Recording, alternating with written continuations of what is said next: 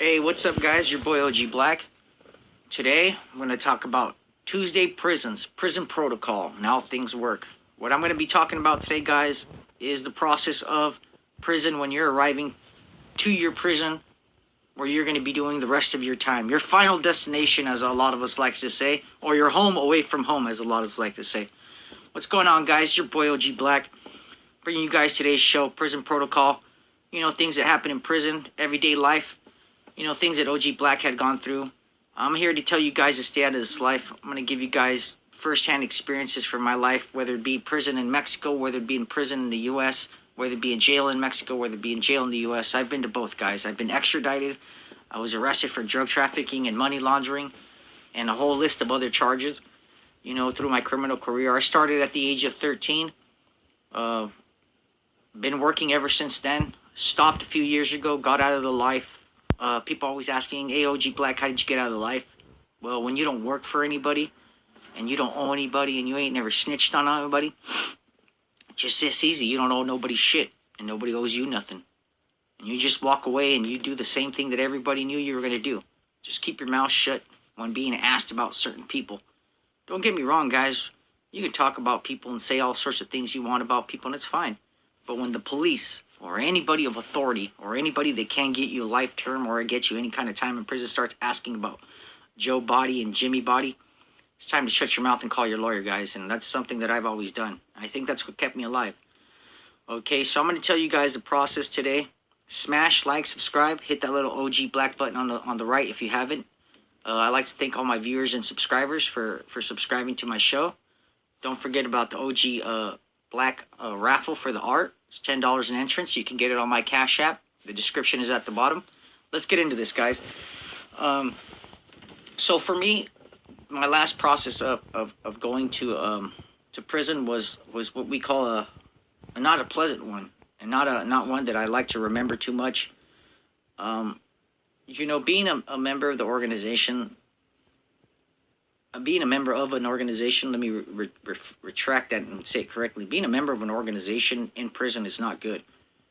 Whether you be in Southern California, whether you be an Aryan Brotherhood member, whether you be an Emma member, whether you be a non-guerrilla black member, whether you be a Nuestra Familia, whether you be a Bulldog, it doesn't matter. Once you're labeled as a gang member or a gang associate or anything like that, your point level goes up. And people are like, what's a point level? Point level in the California prison system is something that's given to you. You're given points on your behavior, your crime, your past history, your violence in jail, how long it took for you to come back, how long it took for you to get arrested. All those things play a big factor in it. Okay, so I'm going to give you guys the get down how it is to get to level 4 prison 180 yard. I'm not going to say the prison I was in at, because that would kind of be too easy for anybody out there to kind of know what's going on. So I'm going to explain to all the viewers out there what a normal 184 yard would be like if you arrive there for the first time on your final destination from a reception center. Now, a reception center in California could be many places. It could be Wasco, it could be Tracy, it could be Lancaster, you name it. There's about 3 or 4 different reception centers. After you've been endorsed and you've seen committee, which is a panel of people who decide on what prison you're going to go to in your point level. After you've seen all that, you're endorsed to a certain prison. Now, you got 3 choices, 2 choices. Usually, you go to the farthest one that you chose. So if you said, I got family in California, in L.A., they'll send you to Pleasant Valley. If you got family in L.A., they'll do what they did to me. They'll send you up north past Bakersfield.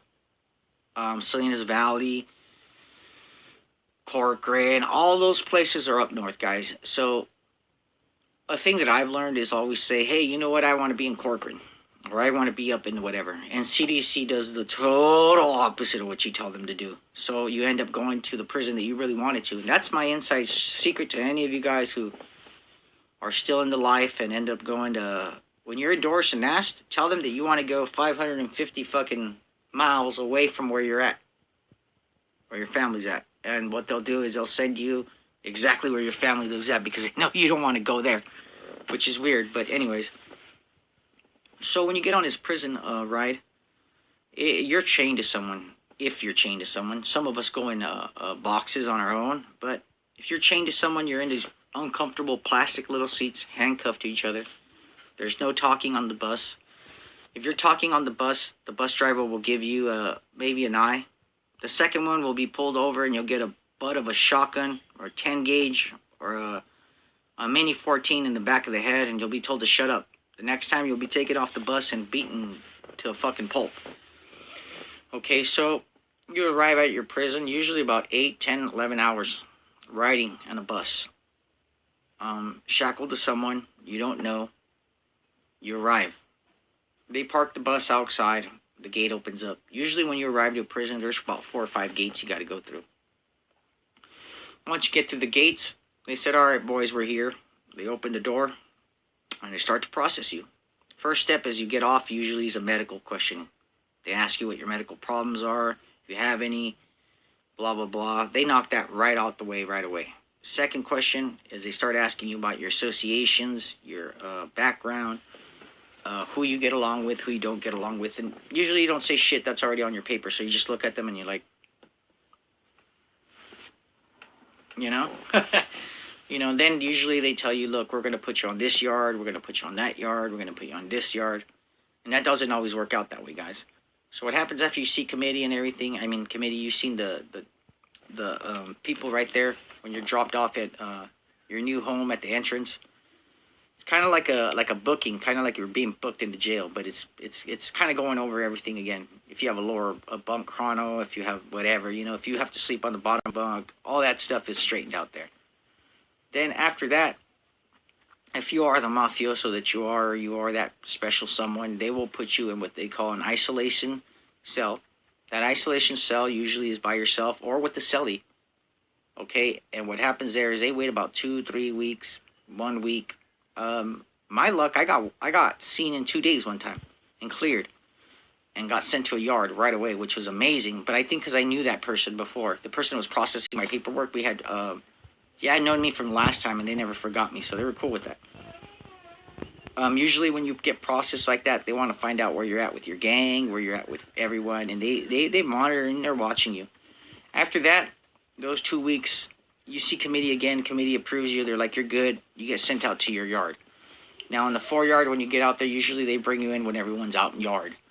So everyone knows people are coming in from the yard, and they see them, and they're waiting for them. When you get there, usually you'll have, if you're a Southsider, you're black or whatever, your people are standing there. And what happens is, as soon as you get there, you better have your paperwork in hand. I'm not playing, guys. This is a life or death matter. OG Black's always had it shoved up his ass. I don't care what anyone says. People are like, oh, you have hemorrhoids now. Oh, your butt's expanded. Oh, you're a sick guy. I would never stick anything up my ass. Well, guess what, guys? I do. I stick my G128 up my ass. So when I get there and someone says, hey, homeboy, where's your G128? Or, hey, Vato, where's your paperwork at? Give me 1 second. Let's go to this bathroom right here. Let me pull this bad boy out. Okay, guys, that's the way I was taught. That was my sklecha. That was my learning. That was my schooling. I'm not saying that happens all the time, but that's the way OG Black was taught, okay, guys? Have the paper ready in hand, like this. Okay? So, they walk up to you and they tell you, what's up, homie, where you from, blah, blah, blah. They find out what area you're from, and they go, your car's over there. So usually LA, San Diego, Orange County, Riverside County, we all have cars there. And cars means our people that are from our town or our city. Okay, after that, when everything's all gravy, you go up to the guy, paperwork checker. He checks your paperwork. Everything's fine and dandy. If you are good, you go and you program. If you're not good, we're going to have a problem. You're going to be set to the side, and you will not be able to leave or move until the paperwork is cleared and they're found out right there. Sometimes it takes a couple days, but usually you never get that far, guys, to a 4 yard if you have bad paperwork or whatever. The only time I've seen something bad happen on the 4 yard when someone got there was they were waiting for him. And he already knew what was going to happen to him. He was okay with it. So, long story short, he got booked. He was okay. He went to the hospital, got back, reprogrammed. You know, guys, that's what usually happens in the state prison. Your boy OG Black's not going to lie to you, glorify it, make it sound like it's a beautiful thing. It was hell on earth, guys. It was hell on earth. Okay? Your boy OG Black doesn't want you guys to be in this life, man. Remember, kids and girls, you can learn from me. You don't have to be in this life. You don't have to do what I do.